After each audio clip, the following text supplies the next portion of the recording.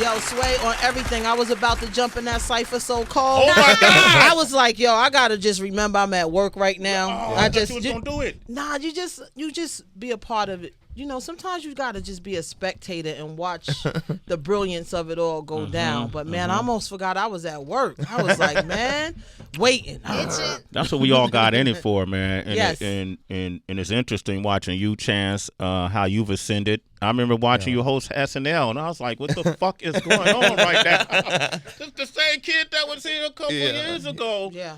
The thing I appreciate, though, whether I watch you SNL or you're getting Grammy, acclaim, or all of the major things you've done, the philanthropic stuff is still the things that give me the most chills. You always manage, you give back so much for education, and we talk about how you give back, but how does giving back give back to you?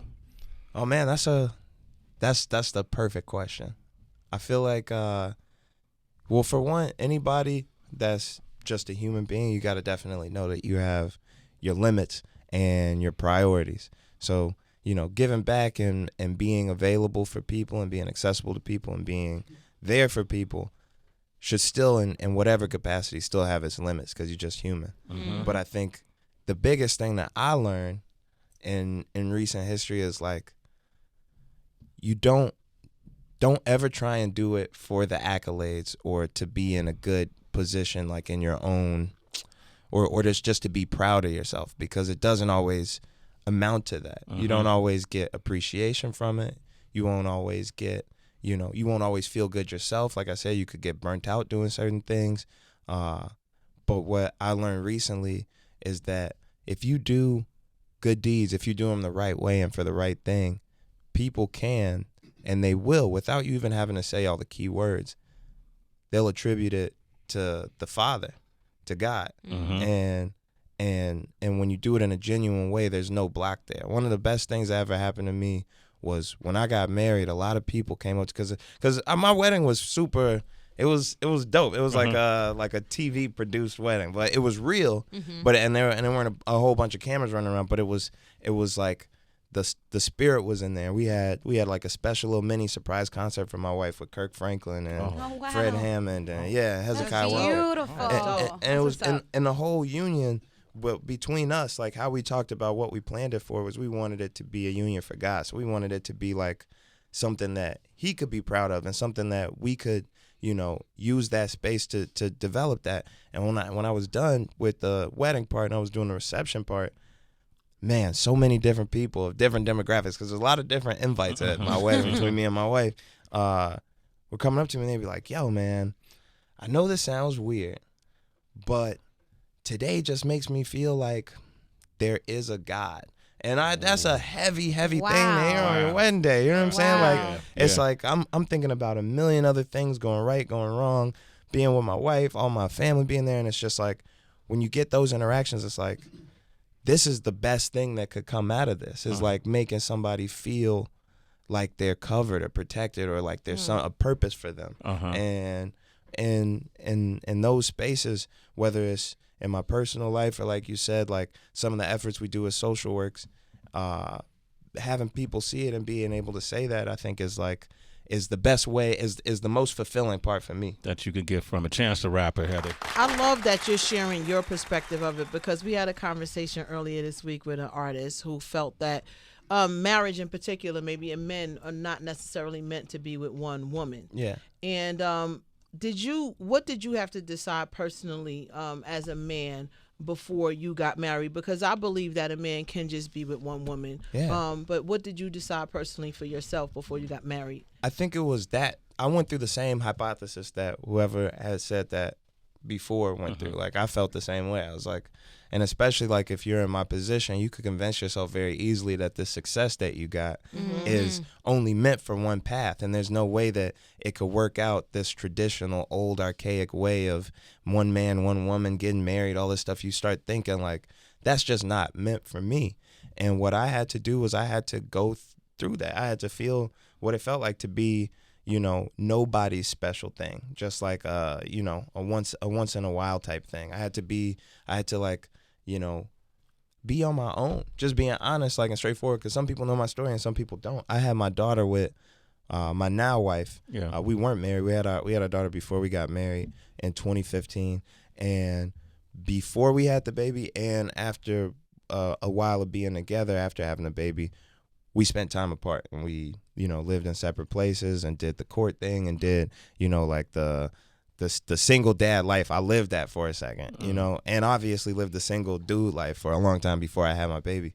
And it was nothing more than just grace. Like I was put in a very blessed and once in a lifetime position to be able to lock down my family and marry the woman who I had started my family with, and not have to wait years to find out, okay, now I found another woman that I could start my life with and get married and try and balance these two things out. Like I was given an opportunity by my wife, and by God, that I was able to close that down. But I think everybody learns everything at their own pace. Yes. And there's tons of different situations where marriage doesn't necessarily work for some people, and they have to try again, or they have to try by themselves, and I don't knock any of that stuff. But I will tell you for sure, I do believe that as a family, especially where we're placed as black folks in this country, like one of the best things you could do for your kids, for your black female counterpart,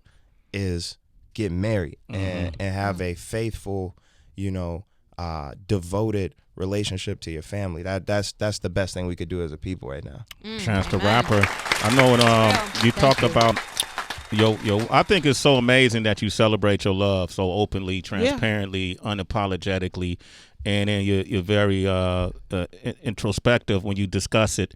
And I was listening to the song "We Got High," and in it you talked about how you had your now wife became abstinent, right? She without sex, and said she ain't giving you no more sex, based on the rumors and all the shit, things that she might have been hearing, and how that transformed you by not having sex. Can you speak to that process? Yeah, and it was deep, because it's like, and I think like like you make songs based on your experience, or at least I make songs based on my own experience, and so when you write it, sometimes there's like you don't necessarily put all the pieces in for people to understand. Like, so maybe sometimes it's just the most relatable stuff or the least relatable stuff.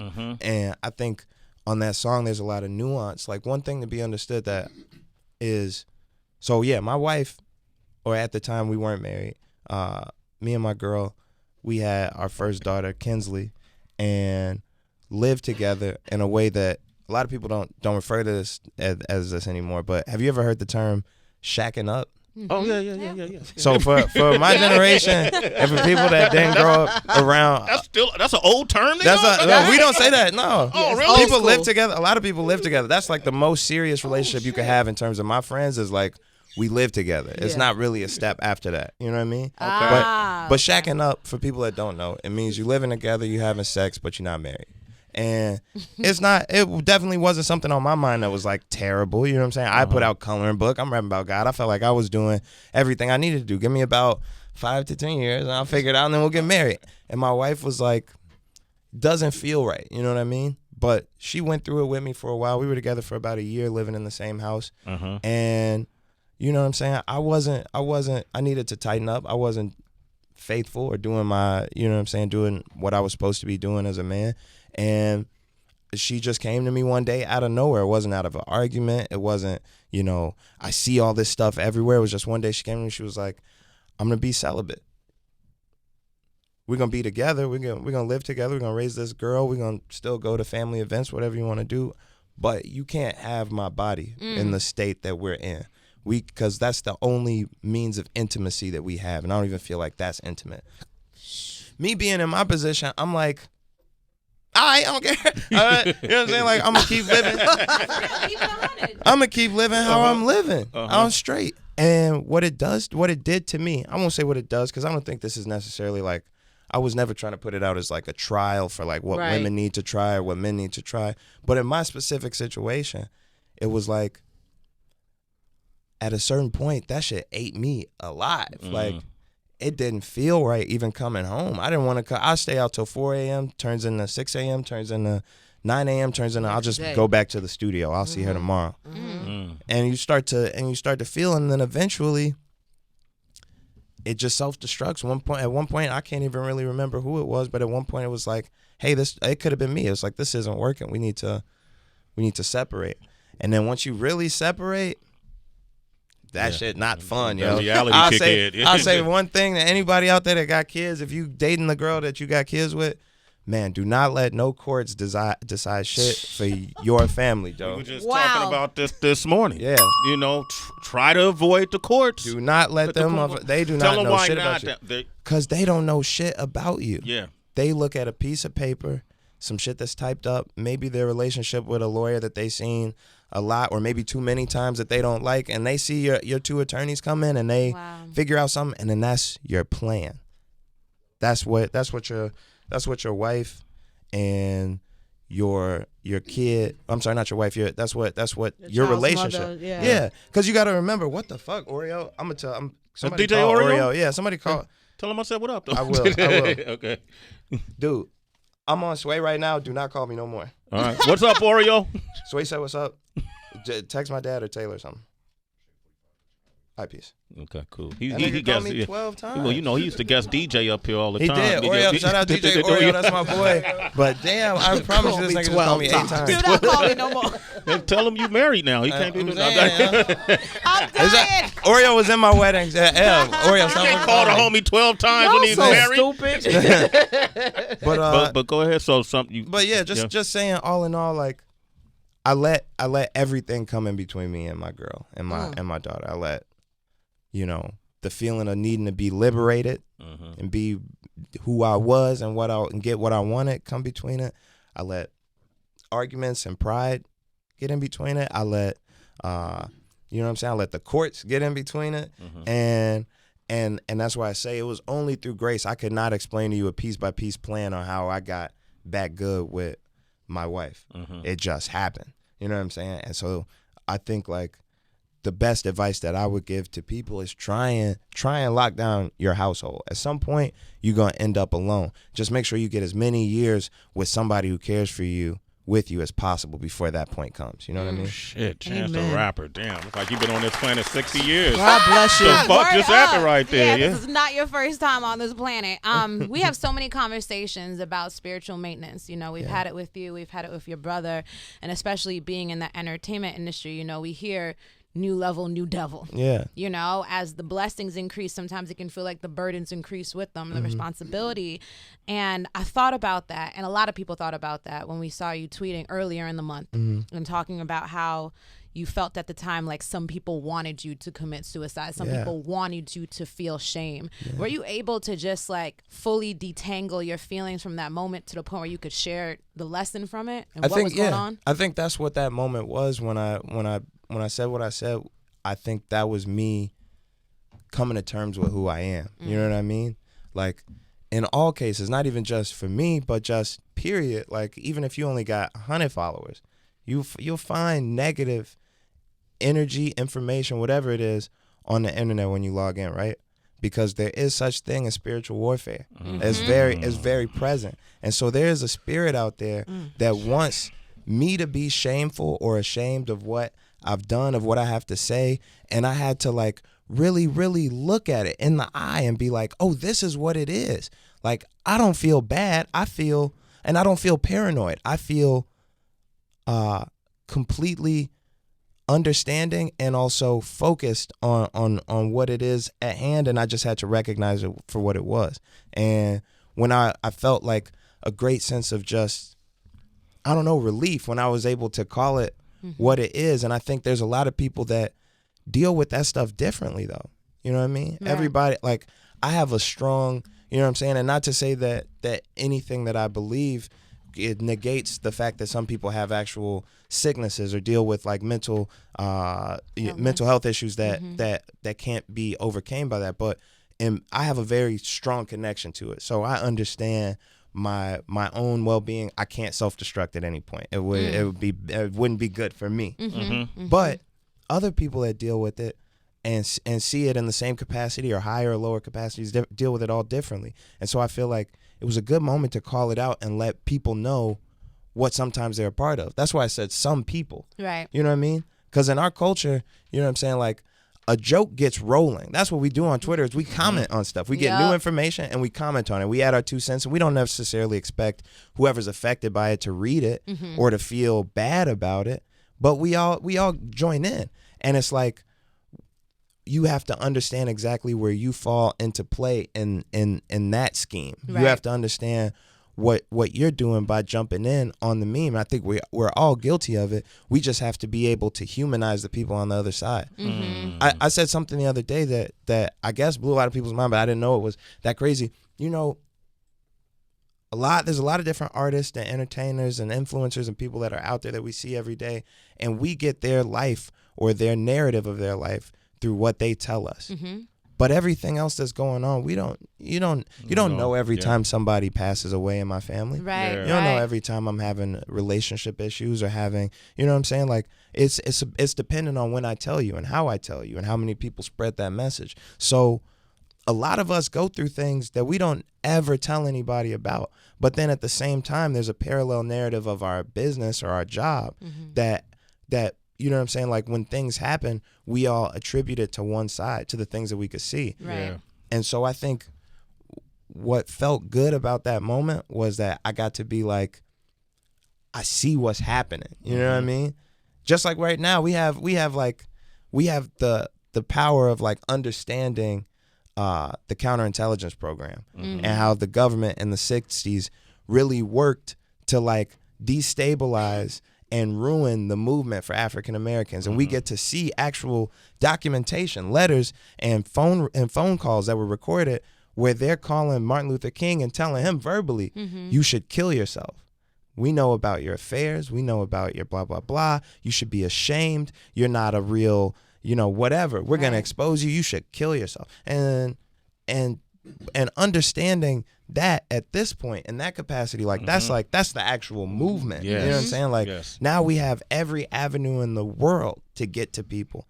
And just like, I think if everybody can understand that your preservation is the most important to your narrative, then, like, everybody will, like, be like, you know what? I am good. I am happy with myself. As long as I could recognize it and call it out, I'm good. When I internalize it and start to be like, you know, like, all doom and gloom, then that's when it gets bad. It hits boil. What is your upkeep then? Like, say if you're low, I know you speak about meditation a lot. Do you journal? Are you bike riding? What is it? I like to ride bikes. I like to ride bikes a lot. A bike rider? I'm a big bike rider. Same. For sure. I love my bike. Okay. And then my wife. Those are two things. Real talk though, my wife, man, there's a anointing on my wife's life, and I always try and tell her that. But when I go to her and tell her about what's going on, and she gives me her short little feedback, it's like, it's just always calming. You know what I mean? And everybody doesn't have that, so I'm not saying that that's the only way to get through it, but it does help me to have people I can rely on, not just my wife, but also my dad, my brother, some of my best friends who all work with me. DJ Oreo. Right, checks in 12 times. Oreo is one of the people I will call for sure. But yeah, it's that, and it's also just like, being I gotta say it, being prayerful, like being able to really talk your problems out loud in an empty room, and be on your knees and be like, hey, this is what's going on. I need that protection. I need that confidence. I need that focus. I need that willpower. And being like, okay, let's see what happens. Word up. Chance the Rapper. The Big Day is the album is out now. I was listening to this is a great project, and a lot of times I listen as a music lover before I listen as a whatever. I don't even know what I'm classified now. Is it still journalist? Or I don't know. Definitely. Journalist? Okay, all right. Cool. Media mogul. Media mogul? Yeah. I'll take that too. Mogul. Can I take that? Can I accept that? Thank you. Okay, cool. I'm going to quote you guys on it. They said, Chance and Taylor said I'm a media mogul. But I like to peel back the layers and try to figure out, this album is so musically inclined. I can't really, you can't put it in a category. And I started reading the articles. I said, let me find out, well, how did he put some of this together? Because some of the features you have on this album, it's like, damn, man, you got Yeah. Meg Thee Stallion, the Gucci. You know, you got so many crazy features, but the one having the poet or the writer, the songwriter Randy Newman. Yeah, Randy Newman. He didn't he do Short People? Yeah, he did Short People, and I was like, Randy Newman is on this, you know, and I said, let me go to 5-year plan. Yeah, and listen to it. What's deep about that is like, so one thing that I wanted to, like, when I decided, all right, the album's gonna be the big day, it's gonna be about my wedding. One of the main things that I thought about is like, okay, if I call it the big day, it's something that already happened, right? No matter what, like it's something that you look forward for, you know, a few weeks of promotion, but after that, it's got to be something that people remember. Just like my wedding is already in the past. And when you're at your wedding, most of your thoughts are thinking about your past, your past experience, because you got your cousins that y'all used to fight every day when y'all were kids, and now she got a great job and you getting married, and you see like you know what I'm saying, like your old high school dean there. You see Dave Chappelle and Kanye West, who you grew up listening to there. You see your grandmother there. You see you know, so you're thinking about everything that brought you to that point. You're looking at your spouse like, this is who I'm going to spend the rest of my life with. When was the first time I met her? When was when I knew, you know? And so I wanted to pack it full of nostalgia. And I'm really good with nostalgia. That's always been my thing. I could give the good sensory stuff to make you feel it. And one thing that I was blessed in was these features are nostalgic for me and for a lot of people. So Randy Newman made Short People and you know, a lot of like really darker songs when he was a younger dude, but the way that my generation knows him is You Got a Friend in Me. He did the Toy Story. That's how we know his voice. He did Cars. He did Bug's Life. And the same with him as well as the skits where it's John Witherspoon, Jack A. Harry, Cree Summer, Keith David. These are voices that we grew up with that I wanted people to feel like, oh, if Lisa Ray has been, I'm sorry, not Lisa Ray, if Jack A. Harry has been so many, you know, black girls' mothers for years, you know what I'm saying, on TV, it might help to have her do like a little skit to have her speaking from a mother's standpoint, or have John Witherspoon, who's been so many of our dads or granddads, whether it was through Friday or the Boondocks, play a patriarchal role with some confidence and some pride. And I feel like Randy Newman for that one was perfect because if you ever check out his writing, he's the kind of dude that makes love songs, but they're pessimistic love songs. You know what I mean? And there's a pessimistic outlook on a lot of his stuff that wasn't the Disney stuff. And that's what I got into when I got older. And so I was blessed to be able to get with him and get his, he kind of has like a opposite side feel and aesthetic to him. So I felt like us getting to be able to be together on a record and really be in the studio together, sitting down at the piano, writing it out, like, and me getting approval for him on lyrics and him getting approval from me on lyrics and us coming together and getting the strings on it and getting the extra keys on it. It's like, there's nothing for me beyond that. Like, it's like, that's like, and he's also, he's not a young dude. You know what I'm saying? He's 70 something. He didn't 75, I think. He didn't have to come out to the studio. He didn't have to bring himself down there. And he came and kicked it with us. And it wasn't like we was blowing dope in his face. Okay. Nah, nothing like that. He wasn't getting contact? No, we wasn't getting crazy. But even just him being around a bunch of, you know, early 20s, you know, young dudes that are, you know, in the studio just making rap. That's a blessing, you know what I mean? Yeah, I read that he said, man, the process was, I'm paraphrasing, I was going to say so ill, but he said it was, he didn't say ill, but he was like, that's what I got from it. Like, the process was so great. He said he got a chance to work and not be in control of anything, and that things were so improv, and then you picked and choose what you wanted. Yeah. And piece things together, and he said you would go over your lyrics. He was just totally blown away. So I wonder, is that how you approached every song on your album? Yeah, so for every song possible that I could, I would say almost like 99% of the songs were in person. They either flew to Chicago or I came to LA and I sat down with them and I told them from the beginning of the day till the end of the day what happened on my wedding. and the feelings of like, you know, having everybody in your business or wanting what's best for you, or being able to get some time alone, or wanting to run away, or wanting to, you know, feel the salvation of it, or whatever it was, like the issues, me and my brother trying to be closer, like all these things. I came in, I just explained it to him piece by piece. The only person that wasn't there was Nicki Minaj, and she the queen though. She don't gotta be nowhere. She could send it. She could do it whenever she needs to. That's an exception. But okay, every other one, the Baby, Gucci Mane, John Legend, Death Cab for Cutie, Coco Rosie, literally every single person, Meg, they all came into Chicago for the most part, That's dope. and sat with me, and we talked it out, and we got those specific talk points that we wanted in there. We can't be out here pleasing everybody. Like, I'll say something to somebody and we'll figure out the best way to put it in there, and then it's just like it works for me. And it works for me, and that's the best part of my album to this day, that I feel like is like I listen to it today and get new things out of it. I get life advice every day off of it, and off your own words, off my own, and it feels like it's like, who wrote this joint? Yo, like, what is this? What did I say? Dope as fuck.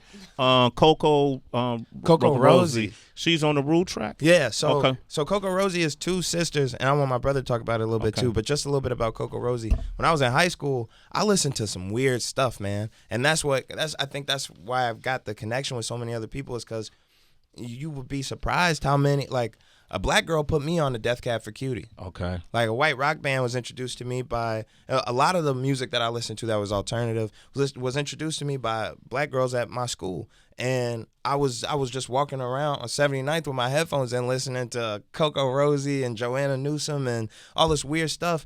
And my brother and I used to like clean up the house to that stuff. And my mom be like, "What is this screechy, weird white music?" And I was like, "Yo, this is dope."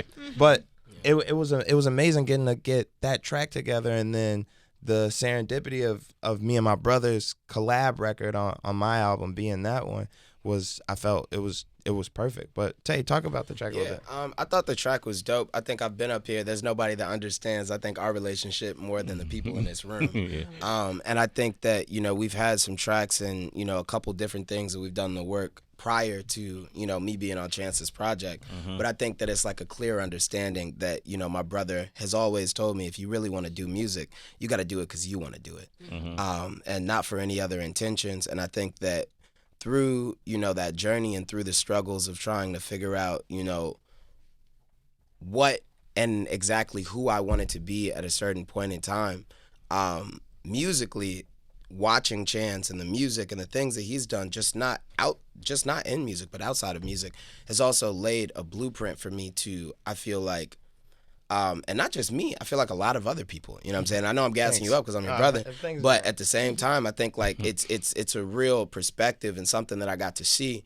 And I could tell that one thing for me with this project that showed me is that a lot of people have always said, you know, oh, Chance and Taylor, they kind of sound alike. They might have different flows.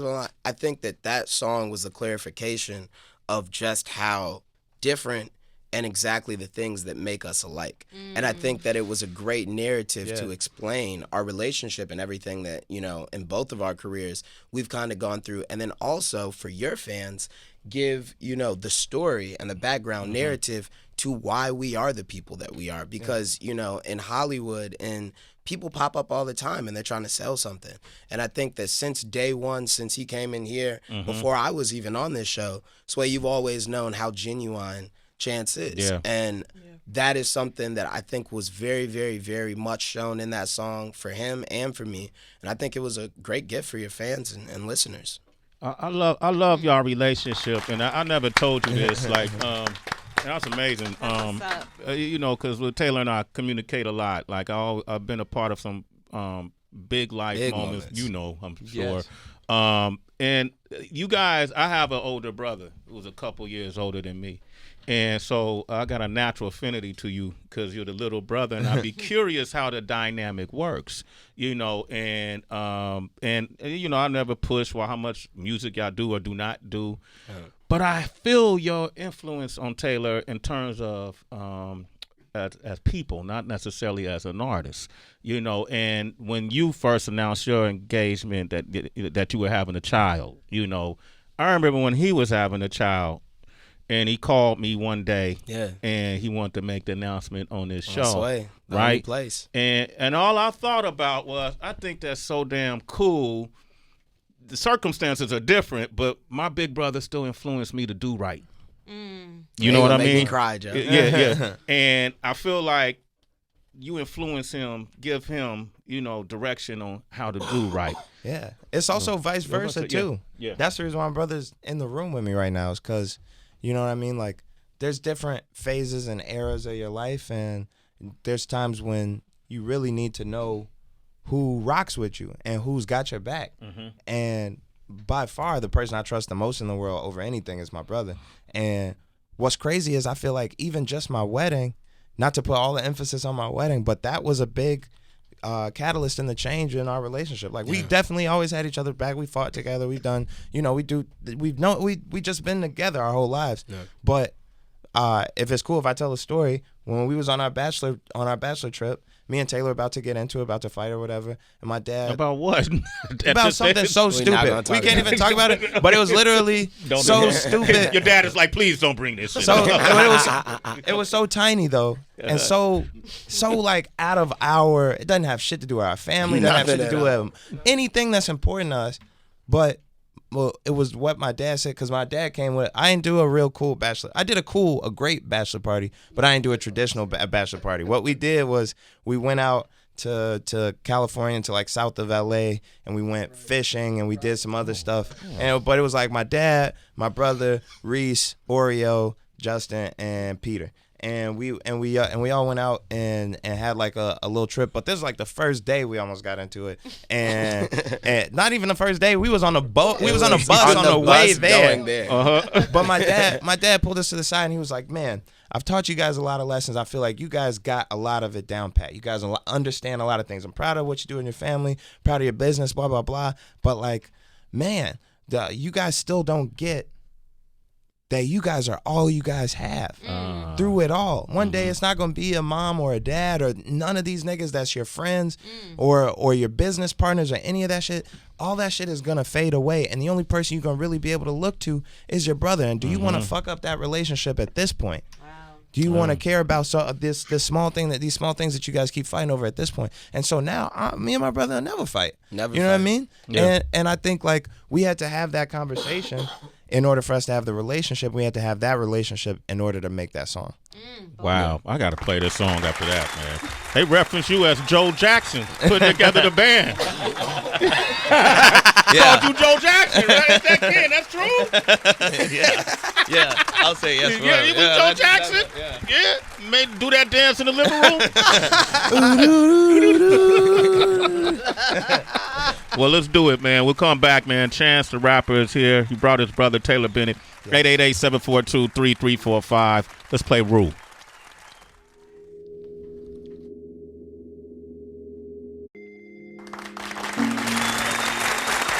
Hour.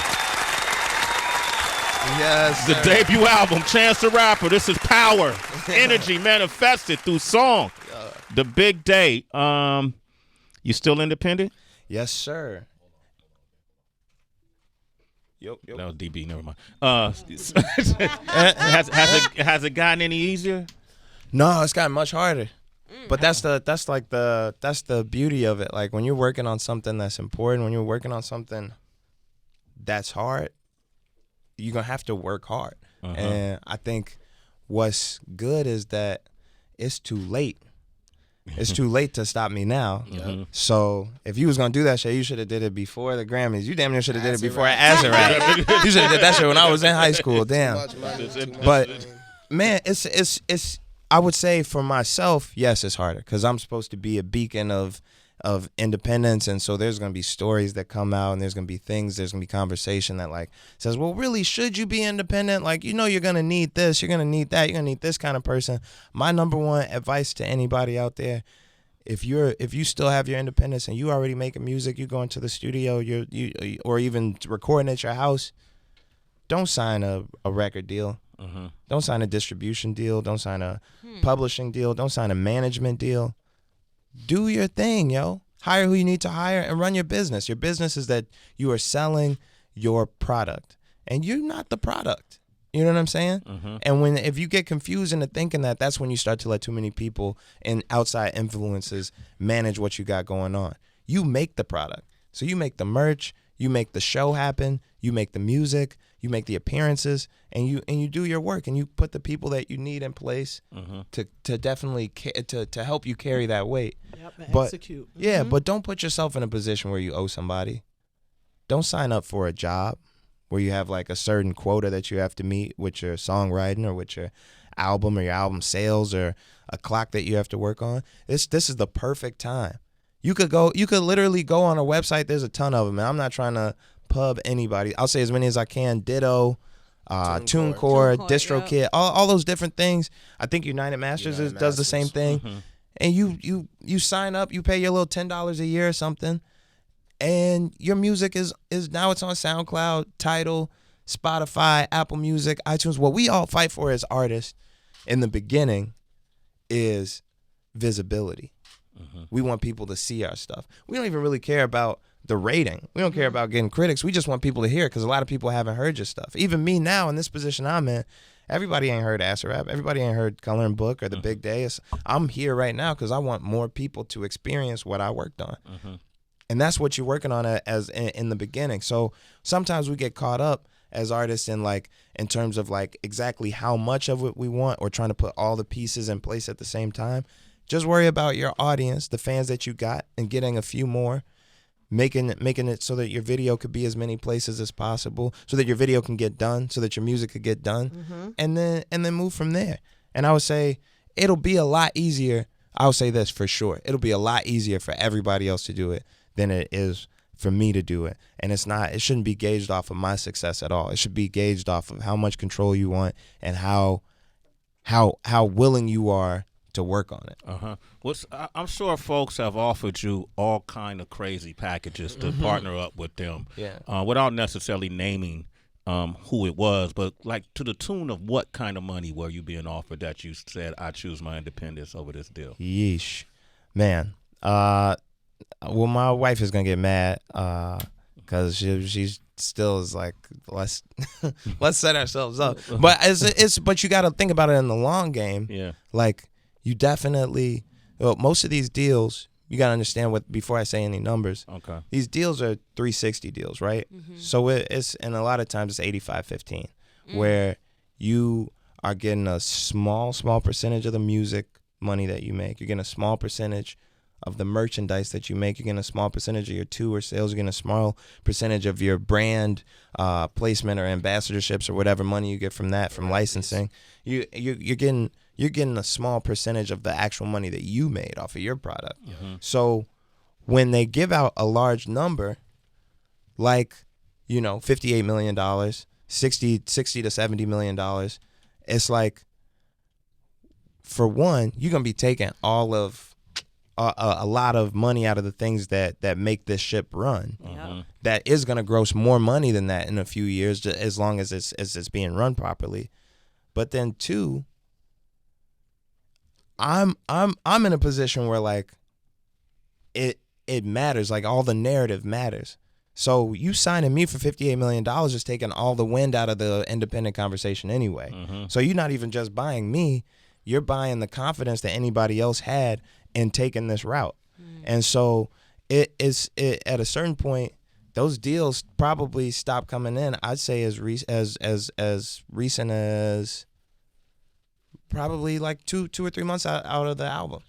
And there's always different, like you said, packages and ways that they format it. And they say, well, this is a partnership. Or they say, well, this is an unprecedented deal where you'd actually own your masters. We would just take the royalty. It's like, do your thing. You know what I'm saying? Just realize that, and I'm talking to the people that are close to me that work in these places. I said it before, you work there. And the truth is, the fluidity in which your relationship is with that company is way more fluid than you want it to be for me. These people at these record companies switch to a different record label every 6 months. Yeah. Or they go to the streaming services. They'll go to Apple. They'll go to Spotify. They'll get a job here. They'll become somebody's manager. but you signed me here. So now I'm stuck with this, the person that actually owns this place. And you got a bonus for signing me, and now you're about to get a signing bonus for going to another company. And so that's why I'd be like, don't ever take that shit personal, because you work for a company. The company has its motives, and you'll get paid regardless. But me, this is my life. This is my livelihood. Like, I really believe in this shit. That's why I spend my own money. Everything that I've done so far, like every music video, I'm not saying I got the best music videos in the game, because if you see them, they look like somebody paid for them by themselves. But I, you know what I'm saying? Like, but the tour production, the recording studio time, the feature money, all that stuff, I have to pay for myself. And I understand that when a label does it, a lot of times they have to pay for it for themselves. And they might even have an upper hand because they might have relationships already. Or they might be able to say, hey, you do this for us out of tradition. Or we own this person's publishing, so you could sample them easier. And so I understand that side of it. And I just be like, if you believe in yourself, believe in yourself. Like, when we started this shit out, we didn't have no money. So I know, like, the people will tell you that we were in the game because my dad had a city job. Ask anybody else in Chicago or anybody else how much the city pays. You know what I'm saying? Like, it's not, you know what I'm saying? Ken, like, you was broke. You look good, though. I mean, in the pictures, you look good, man. My dad, I would say we wasn't. I would say we wasn't broke. We lived on 79th, and my dad raised us in the house that his grandmother bought. Okay. I was raised in the house that my dad was raised in, and my grandmother was raised in. So, with Southside, we worked with what we had, and my dad tried to create as many opportunities as possible. But he was supporting me, my mother, and my brother, and also I think he had for a long time in mind also that he wanted us to go to college. So we were trying to. I think there's a lot of things that my dad was trying to figure out for us, and even I would guess the main reason why he went to D.C. when we were younger to go work for Obama was because even though there were certain things that he had to take care of at home, there were things that he saw in the foreseeable future or unforeseeable future that he wanted to be prepared for. And so to go from where we went, like, it's still grace and favor. Like, if people want to attribute it to money or having opportunities, it's grace and favor all the way through. My whole first mixtape, 10 Day, was recorded for free. So shout out to my homie L Boogie. The guys in Chicago know Boog, and maybe he'll be mad at him that I put this out there, but he recorded that joint for free. Now, I did have to come at 2 a.m. after all his sessions were done and work from 2 a.m. to 7 a.m. My dad would drop me off by the Mexicans. Wow. And I don't mean that in an offensive way also, by the way. People just know Chicago is segregated. It's a neighborhood. It's extremely segregated. Yeah. But, you know what I'm saying, like, take me to a certain part of the city, drop me off at 2 a.m. and come back and pick me up at 7 a.m. before he went to work. Amen. And make sure that I got in there and got the whole project recorded. And if I didn't record 10 Day, I couldn't have recorded Ass Rap. I couldn't have made the money. 10 Day got me on tour with Donald Glover, even though he wasn't super big at the time. He paid me a little money. And all that stuff, each moment was grace. So in your own individual journey, and I'm talking because I know a lot of creatives listen to this stuff, a lot of people that's working on either starting their own business or they're actually in the music world of some sort.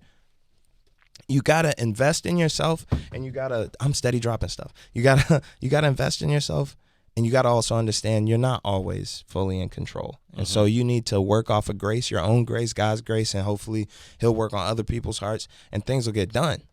And they do. Chance the Rapper, man.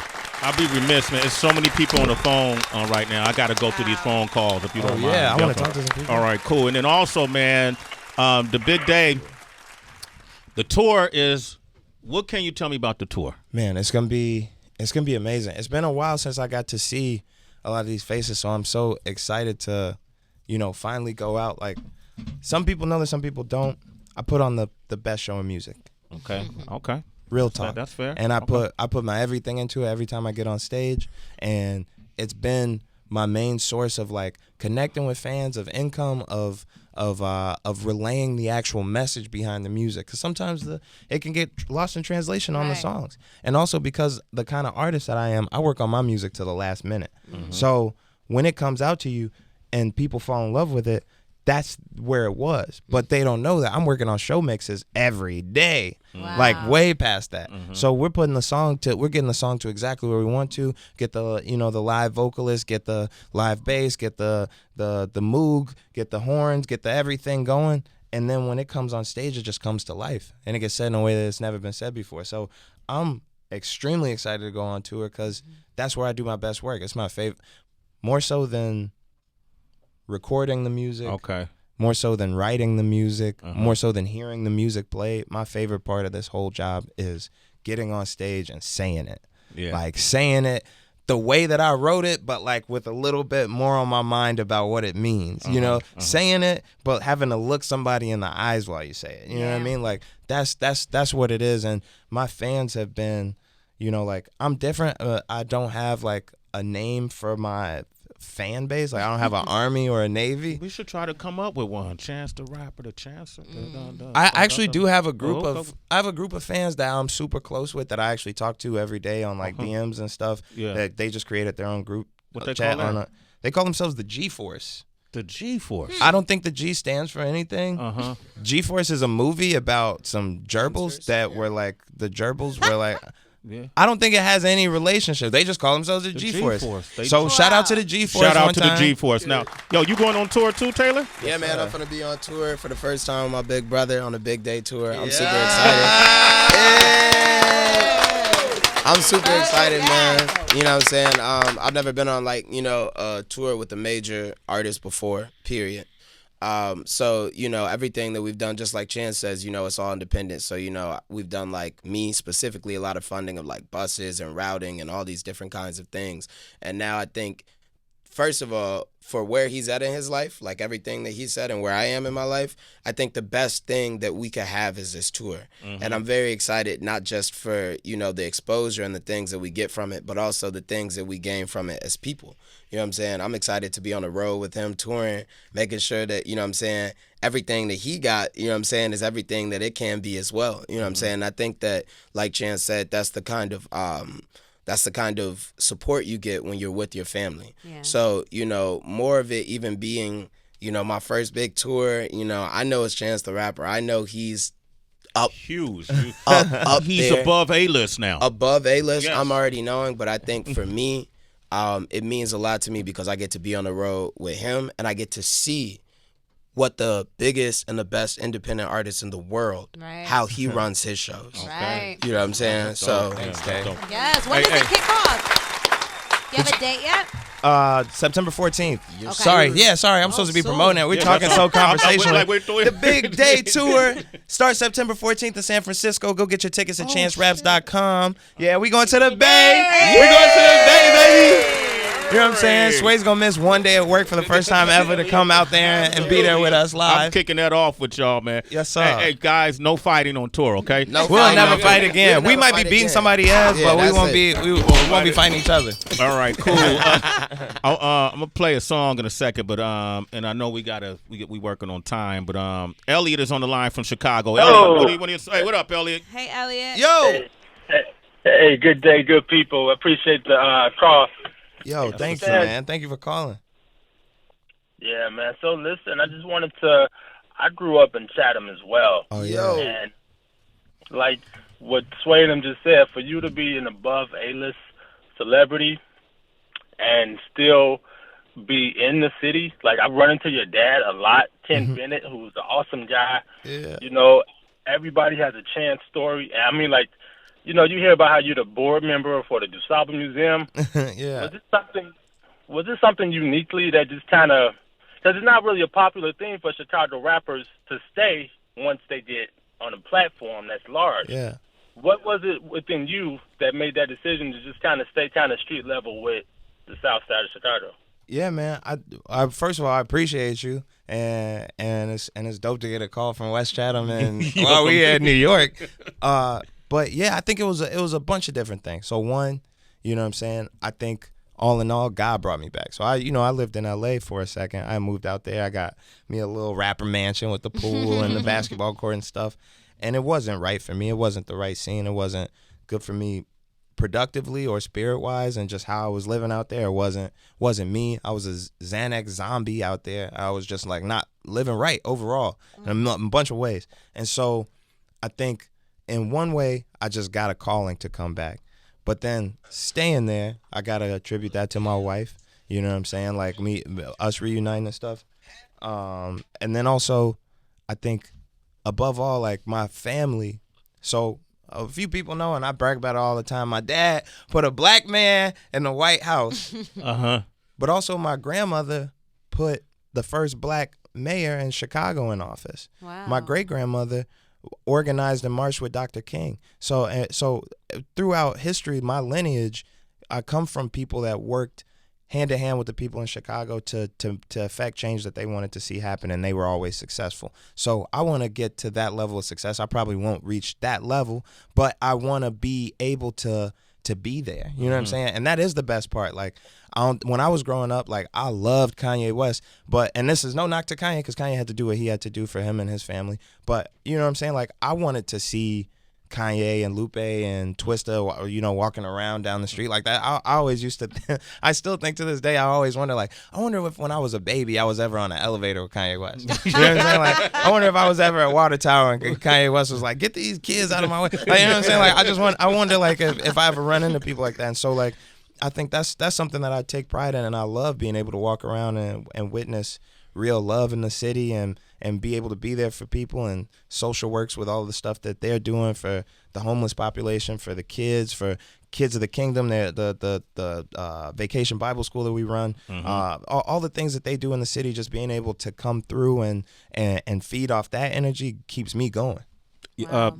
Elliot, great question. And also, man, I think Chicago, we know I'm from Oakland, so I think Chicago and Oakland are like twins, you know, twin cities. And we talk about Chicago a lot, and most of the headlines about Chicago is always derogatory. Yeah. But I know it's a lot of beautiful things. Yeah. A lot of beautiful people that are doing a lot of beautiful movements that are taking place in Chicago. And you're a part of it. Your family is a part of it as well. Thanks. I was curious if there's something I'll be watching on YouTube called Black Chicago Be Like. It's a comedy. Yeah, that's my boy. That's your boy. Yeah. Shout out to Corporate. Yeah. Okay. That's my boy. He say he from all over the city. I say he from out south. He was be saying I used to be out west, and then I was in Brownsville, and I was blah, blah, blah. That's my homie from out south. Shout out to Corporate. Shout out to Shaky. Shout out to Skinbone. And shout out to Reggie Baby. There's a lot of amazing comedians. Jay Slutty. Shout out to all of the young Chicago Instagram comedians. You've had Corporate come through the open mic before to talk to the kids, so he's also very philanthropic. Like everybody in Chicago.